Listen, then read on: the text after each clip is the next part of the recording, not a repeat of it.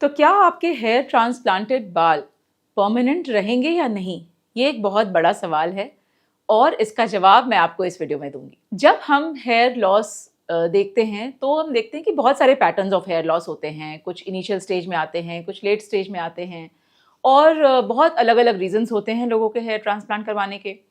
तो कुछ लोग सिर्फ हेयर लाइन के लिए करवाना चाहते हैं क्योंकि पीछे के बाल अभी ठीक हैं, और कुछ लोग बहुत एडवांस स्टेज में आते हैं।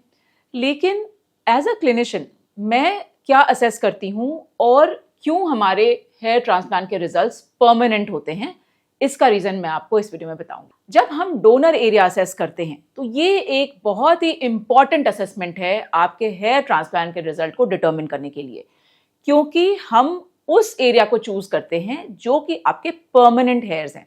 और इसके लिए हम काफ़ी कुछ देखते हैं, जैसे कि आपके मेडिकल हिस्ट्री, आपकी जो फैमिली हिस्ट्री है, pattern of baldness in your family, what kind of hair you have on the back of your scalp, क्या सिर्फ स्कैल्प हेयर सफिशिएंट होंगे या बेड से भी लेना पड़ेगा या हम बॉडी हेयर यूज करेंगे। तो ये सारे जो फैक्टर्स हैं ये डिटरमिन करते हैं कि आपका हेयर ट्रांसप्लांट कितना सक्सेसफुल है, ना ही सिर्फ इनिशियल स्टेज में बल्कि लॉन्ग टर्म। तो इसलिए जब हम हेयर चूज करते हैं तो हम वो बेस्ट हेयर यूज करते हैं ताकि आपको अपने हेयर ट्रांसप्लांट का रिजल्ट परमानेंट मिले। अब फॉर एग्जाम्पल अगर मैं आपको ये बताऊं कि अगर कोई इनिशियल स्टेज में आते हैं और उनका हेयर लाइन सिर्फ रिकंस्ट्रक्शन कराना है, सिर्फ इनिशियल बॉल्डनेस शुरू हुई है और पीछे के बाल अभी बच रहे हैं, तो अगर मान लीजिए हमने उन एरिया से पिकअप कर लिया है जो कि फ्यूचर में जिसके लॉस होने की संभावना है और उसके जानने के बहुत तरीके हैं, तो हम अगर उस एरिया से हेयर लेते हैं जो कि फ्यूचर में लॉस हो सकते हैं, तो डेफिनेटली वो आगे जाके झड़ेंगे और आपको लगेगा कि आपका हेयर ट्रांसप्लांट एक सक्सेसफुल प्रोसीजर नहीं था। इनफैक्ट अगर आप एडवांस स्टेजेस में कराते हैं तो डेफिनेटली ये ज़्यादा क्लियर होता है कि कितने हेयर आपके परमानेंट हैं। बट ज़रूरी नहीं है कि आप बिल्कुल एडवांस बॉल्डनेस तक वेट करें कि आपका हेयर ट्रांसप्लांट करवाना है और आप बिल्कुल वेट कर रहे हैं कि पूरा बॉल्डनेस पूरी हो जाए उसके बाद हम करवाएं हेयर ट्रांसप्लांट। जो हेयर ट्रांसप्लांट एक्सपर्ट्स होते हैं उनको पता होता है कि भाई इस एरिया के हेयर जो हैं वो मैक्सिमम चांस है कि परमानेंट रहेंगे, और हम एक्सपेक्टेशन भी उसी तरह से सेट करते हैं। अगर बहुत एडवांस बॉल्डनेस है फैमिली में और बहुत ही थोड़े से बाल अगर नीचे के बचे हैं, लेट्स से आपके फादर के या अंकल के या जैसे भी जेनेटिक्स डिटरमिन होती है, तो उसमें क्या होता है कि हम अगर नीचे नीचे के बाल लेते हैं तो डेफिनेटली उसके बचने की संभावना ज़्यादा होती है।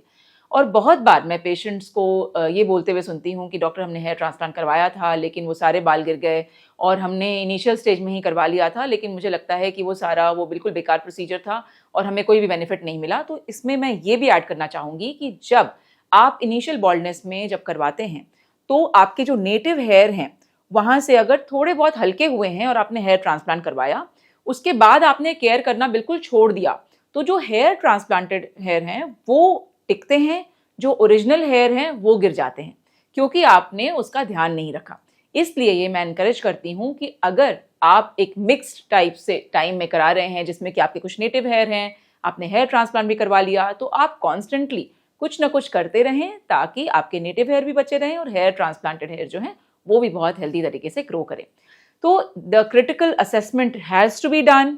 इट इज़ वेरी इंपॉर्टेंट कि आप कंसल्टेशन करें। हमेशा मैं देखती हूँ कि जो हेयर ट्रांसप्लांट स्पेशली उसके जो पेशेंट्स होते हैं वो कंसल्टेशन को इतना इंपॉर्टेंट नहीं मानते, क्योंकि उनको लगता है कि उन्होंने यूट्यूब से, इंस्टाग्राम से, गूगल से बहुत सारा इन्फॉर्मेशन इकट्ठा कर लिया है और उनको सब कुछ पता है और उनको तो सिर्फ ट्रांसप्लांट करवाना है। और इनफैक्ट कभी कभी पेशेंट्स हमें ये भी आके बताते हैं कि डॉक्टर आप इस एरिया से बाल लेना। तो मुझे लगता है कि ये एक्सपर्ट्स पे छोड़ देना चाहिए, और आप जब भी हेयर ट्रांसप्लांट करवाएं तो आप अपने एक्सपर्ट के सलाह के साथ अगर जाएंगे तो डेफिनेटली आपके रिजल्ट्स बेटर होंगे और लॉन्गर लास्टिंग होंगे। आई होप इस वीडियो से आपको कुछ ऑथेंटिक इन्फॉर्मेशन मिली होगी और काफ़ी सारी जो रिसर्च आपने की है हो सकता है उससे कुछ डिफरेंट हो सकता है सेम हो। तो अगर सेम है तो इसका मतलब है कि आपने अपनी रिसर्च अच्छे तरीके से की है।